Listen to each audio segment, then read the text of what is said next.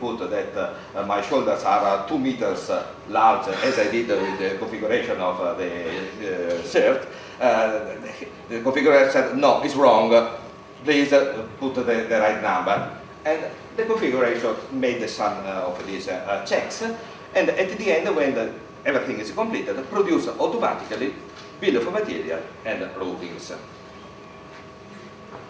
Okay. No.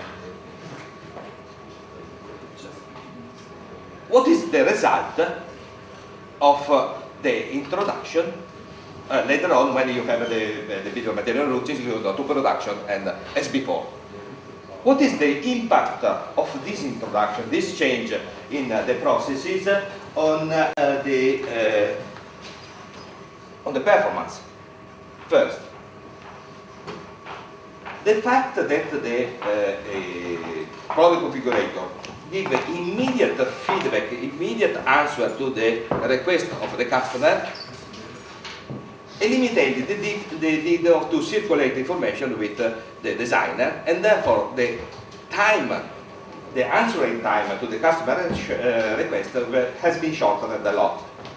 So instead of 5 days to complete the order definition, the order definition is done in half an hour together with the customer. This first result. Since the check of the existence of a product variance is done automatically, if it exists, it is founded. So no redesign of already existing products. The repetitive activities are automated, and therefore the engineer does not perform anymore repetitive activities. The engineer performs only intelligent activities and activities that are seldom done. So we use the engineer for his upper experience and not for repetitive activities. It means that the engineer has more time and they devote more time and immediately to the more complicated orders. The simple orders are done automatically and therefore are much faster. So in both cases, the answer of the engineer is faster, and therefore, thank you, the time needed to have the product documentation ready is shortened, and the documentation is a good documentation without errors. Bill of material without error eliminates the problems in material management and eliminates the delay in production.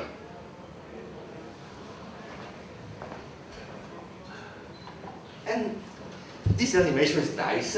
It's a merit of Fabrizio, because this part of Fabrizio is done by Fabrizio. And so, the fact that you introduce at that point the product configurator reduces the exchange information. Introduce here the product configurator, change the typical path.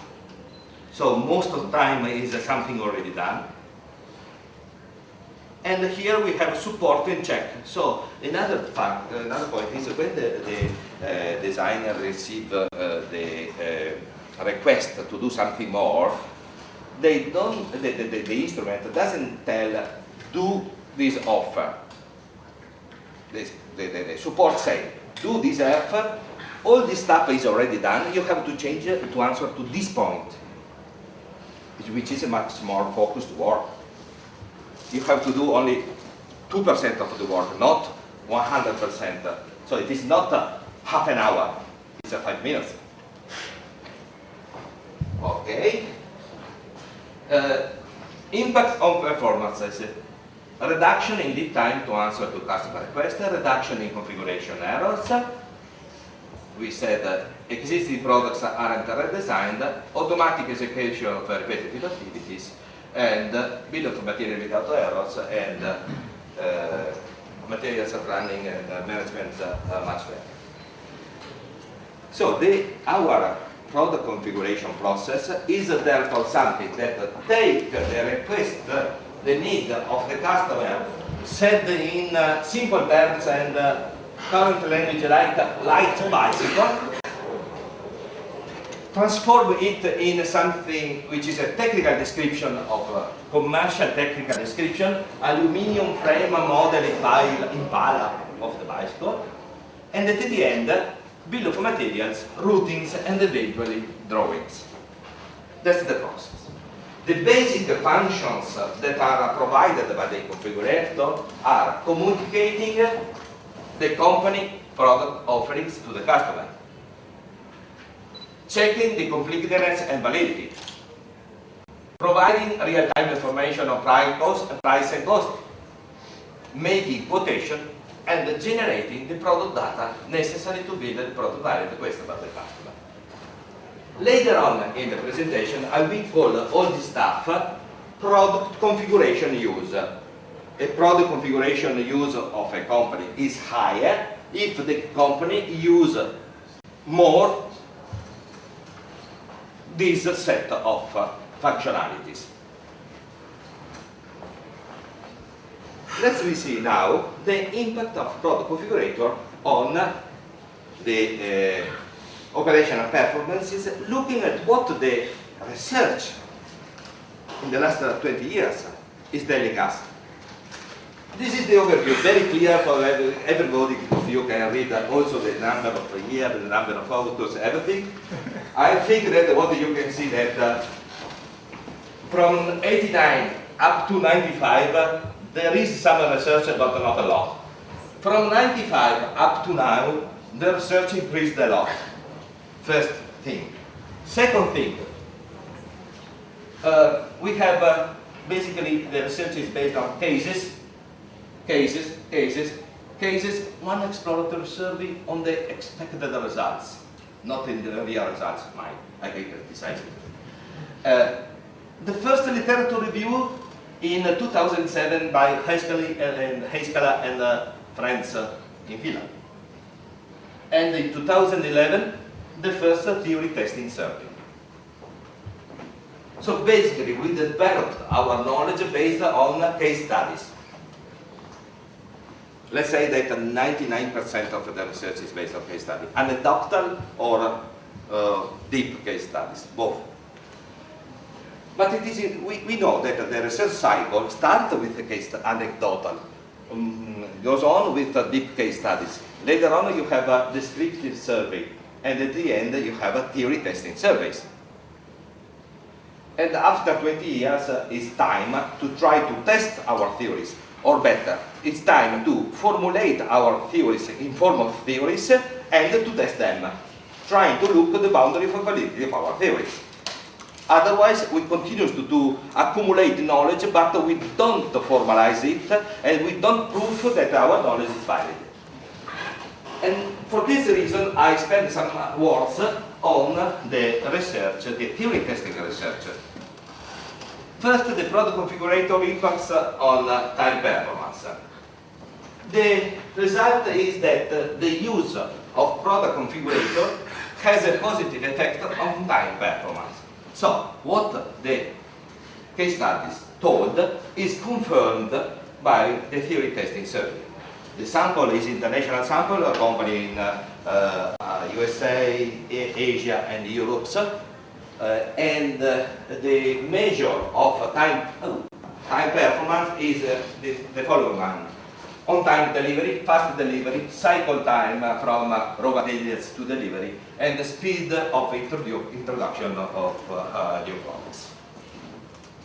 This is, however, the time performance is not affected only by the product configurator. If the time performance is important for you, you work on the setup time reduction, on flexible manufacturing. You do a number of actions to be good in the time performance.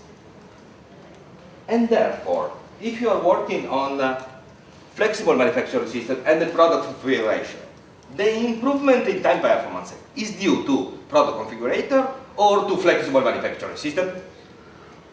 Maybe that I find out the correlation, but it is a poor correlation. Because since I have done both things, I improved the performance, but because of flexible manufacturing, not because of product configurator. So we checked for that, and we controlled for time-based management practices and for time goal importance. So we the study considered whether the level of importance of time performance for the company and the level of the other managerial practices that impact on time performance. The result is that even though we take out this effect, the additional effect of product configurator is meaningful. So, yes, product configurator helps. That's the bottom line. But when you formalize a theory, it is not sufficient to say that this variable impacts on the other variable. You should say why. What is the mechanisms that transform a change in the value of this variable on another value of the other variable? So what is the mechanism of impact? This is important to understand the dynamics and the cause-effect relationship. And looking at the literature, we can identify three mechanisms. One is the reduced reliance on ad hoc solutions to fulfill idiosyncratic customer needs. So there are less customization. We reuse the analysis done by Muesli. A lot of people reuse the same stuff. But it's the system that brings the people to reuse the same stuff. Otherwise, you have the salesman that push the customer towards the more customized product. Okay. Second, this is a reduction in the product configuration errors. And third, there is the reduction of workload for designers because we free them from repetitive activities and so on. I don't go in detail of these three mechanisms, but all of these three explain the impact of a product configurator on time performance. What about quality? Again, the same result. The use of product configurator has a positive effect on product quality once we have a control for quality management practices and quality goal importance. What is product quality? The study used the definition of Garvin, 84, that product quality is primary product performance characteristic, speed of car, secondary option car features, the navigator, reliability of the product, doesn't break the car, conformance to established standards, the seat should be yellow and it is blue, no conformance, durability, like my Skoda, 20 years, and serviceability, wonderful Brazilians, women with a whiskey that helped me to pass the time during the service of the Skoda, and aesthetics and overall product perceived quality. So it is important, this measure, because it's not looking only at customer satisfaction as a number of studies do in quality management. The quality product measure is a more subtle measure, and look at, especially for engineering products, is very important to look at the quality of product, which is what usually the customer go to measure to see whether the product is good or not for him. They professionally take this measure, and therefore it's important to look at this definition of product quality. The underlying mechanisms, again, three of the previous mechanisms support also the impact on product quality, but on top of these we have other two mechanisms that are better match between each customer idiosyncratic needs and the product solutions delivered by the company. Again, what Frank told before, the importance to define the good product space. And an additional mechanism is a faster adoption of enhanced products and process solutions. When you have found a problem in one bill of material, probably this problem touches other 20 bill of material. Not only this, but if you have an improvement in the technical solution of this type of table, probably the same technical solution can be transferred on that product. If you have a product configurator, you change the rule on this family of products and you have done everything. Immediately operative for all products. But if you don't have a product configurator, you have to tell to each engineer of each family product, please remember that you have to use this. Please remember, and they don't help it. They don't listen you typically. And therefore the improvements takes time to be diffused across the products.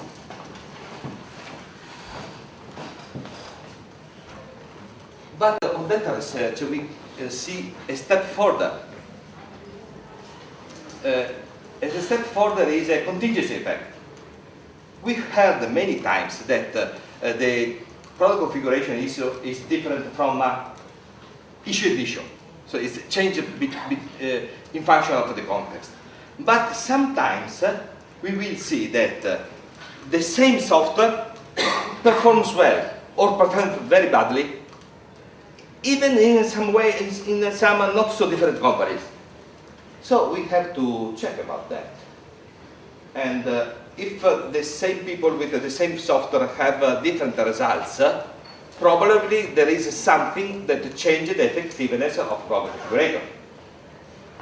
And if we look in very carefully in the literature, there are some suggestions about that. And probably the moderating variable is the difficulty of market needs determination. It's difficult to determine a heterogeneous market demand. And if it is more and more difficult, it's more and more difficult to have the good solution space, as Frank told before. But if you don't have the good solution space, all the mechanisms that we stressed before are not moderated not affected by the configurator, because you go back to the original process. And in effect, this is the situation. You can see the relationship between product configurator use and the product quality. If the difficulty of market need determination is low, you have a very good relationship. Strong, a little change in the product configuration use make a good change in the performance, and very statistically, from a statistical point of view, very significant.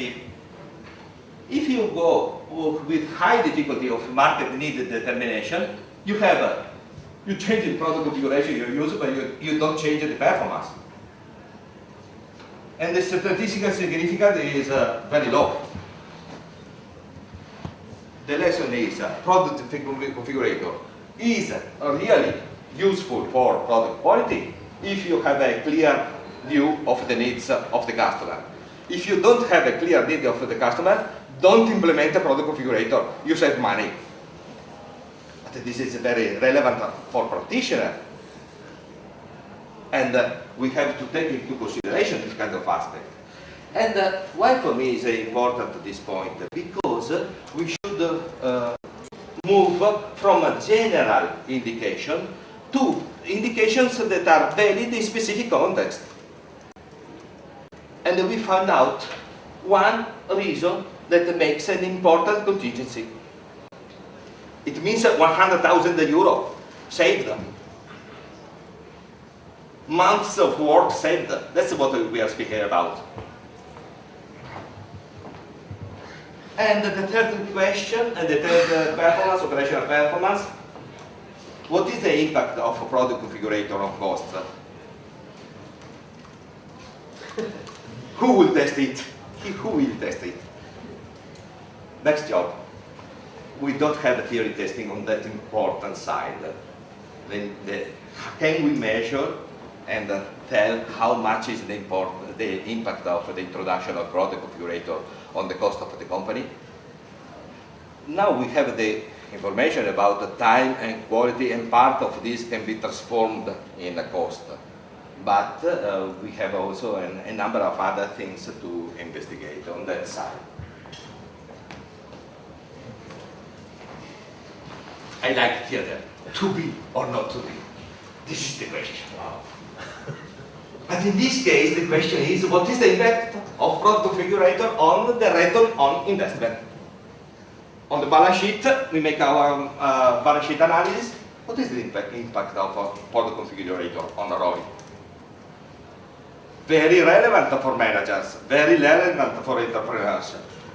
But we don't have the research on the point. It's very interesting for closing the gap that was telling Frank before me. And what is the pathway to answer? But first, we should ask ourselves, what is the effect of product configurator on sales, volume, and margins? We have some knowledge about that. We know that the product variety and customization may backfire. You said before the mass confusion. And okay, we know a number of mechanisms of the mass confusion. Marketing studies provide us a lot of information about that. But we, specifically for the product configurator, we should ask, what are the product configurator capabilities that facilitate customer choice? And if they facilitate customer choice, they increase volume of sales. And what is given the same product space, we may have better, higher sales if we have if we make the choice easier for the customer. Second issue. Can we sell more the customization service? So communicating better the customization value. If we communicate better, we can increase the price because we are selling the value. But how should be designed? So it is not only which characteristics, technical characteristics, Paul Razek, you are studying the technical characteristics. But probably there is a number of a certain combination of these technical characteristics that lead to this capability. Therefore, we can have this capability realized in different ways. So it is, we should ask, we need a concept which is intermediate, which is less fine-grained, less, let's say, detailed than the technical characteristics that you are looking for, but more detailed than the three capabilities provided by Frank.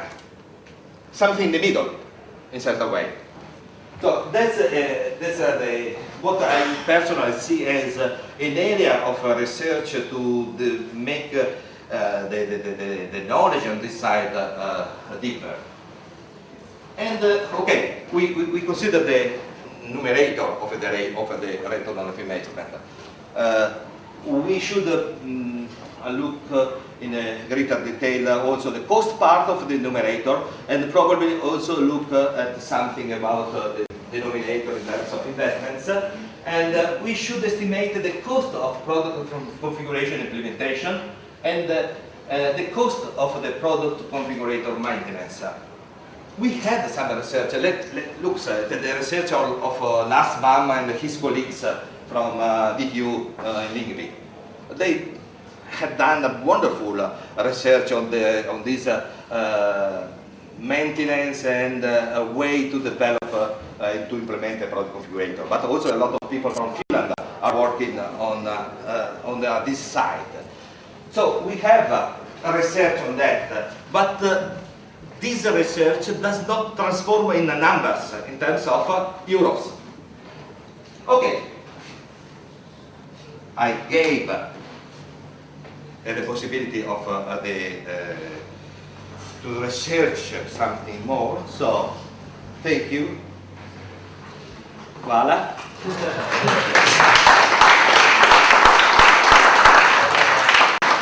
And I think I was right in telling that I will finish late.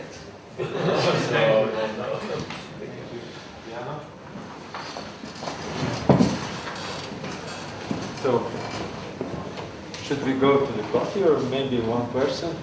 Question. Okay. please. To discuss about the product configurator. For point of view of artificial intelligence, it's some kind of expert system. Yeah. And the question how we can trust the product configurator. For instance, in your case, I'm a customer, you are a salesman.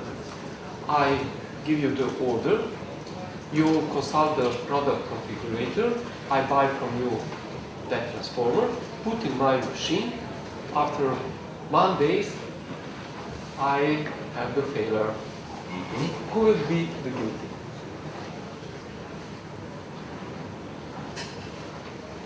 I changed the question. And if instead of the configurator, the production of bill of materials and the routings would have been done by your engineer, who is guilty? Engineer. Engineer. Okay. In that case, is the knowledge engineer. Why? Either because he put the wrong knowledge, Yes. or because he didn't check the quality of the product configurator. So we have two sources of, actually in this case we have three sources of errors. One, the customer used the voltage transformation without the control for spikes. Okay, your fault. Second issue, the expert in electricity provided us with the good knowledge, but I wrote the wrong rules. Is a knowledge engineer fault, so who implemented the product configurator. Third case, he provided us with the wrong knowledge. It means that the knowledge of a company is wrong because it didn't develop and so on. In that case, the product configurator doesn't do anything different from what the company would have done. But actually, when you write down the knowledge into the product configurator, usually you perform much more checks than the engineers are usually doing. And therefore, usually this knowledge is better. And with the passing of time, is tested and tested by different wrong, terrible customers in a different situation, and therefore we learn also the wrong use of the product configurator, of the voltage transformation, and we will put some checks about the environment of use. And therefore, at the end, the knowledge that is used is more controlled and much more advanced than the knowledge of Zoran, Igor, Elisa, and so on. Okay, I answered. Is there any case that the product configurator was built by customer or many customers or the market generally, rather than only from the company? I mean that usually... I again transform the question. There are some software vendors that sell the product configurator, actually doesn't sell the product configurator, sell the service to implement the models. So give the product configurator for free and you pay for all the rest of the service. And they will set up the model with the help, obviously, of the expert within the company. There are other software houses that sell the product configurator, and if you like, you can implement the product configurator by yourself without having any support from the company. And there are others that do a prototype, something in the middle. I never see the product configurator implemented by the market. I only see these two opposite and all the cases in the middle. In terms of what is more effective and more convenient, again, it depends on the context. If you would like to make this cost a total variable cost, you would like to have your IT a variable cost externalized, and you should have a very person competent in the modelization of the issue and on the tool. In that case, to externalize is a good solution. Why not? But if you would keep all the knowledge inside, not to spread to, and you have a certain size, and therefore you can have a group of 3, 4, 7 people, in that case the internal options is a very valuable option. So really, it depends on the organizational context and also on the cost structure that you would like to have. Study configuration implementation for different kind of products, so that you have understanding of what complexity, what are the complexity limits of application of a configurator. I'm sorry, I started with very different products. From pipes to washing machines to machines that produce tobacco package to bottles, gas pressure things. So something that are very technical, something that are not very technical. I think that there are two things to take into consideration. One is the capability of the company of formalize his own knowledge. So if you are not able to formalize your knowledge, give up the product configurator. You need to have, so if you have the knowledge which is well codified, or you have people that are able to codify and formalize the knowledge, in that case, you do not have a real limits. So that's the main limit in my opinion. The second limit may be how much user-friendly is the product configurator in terms of modeling support. But in my opinion, this second one is less important than the first one. Okay. Thank you once again for that.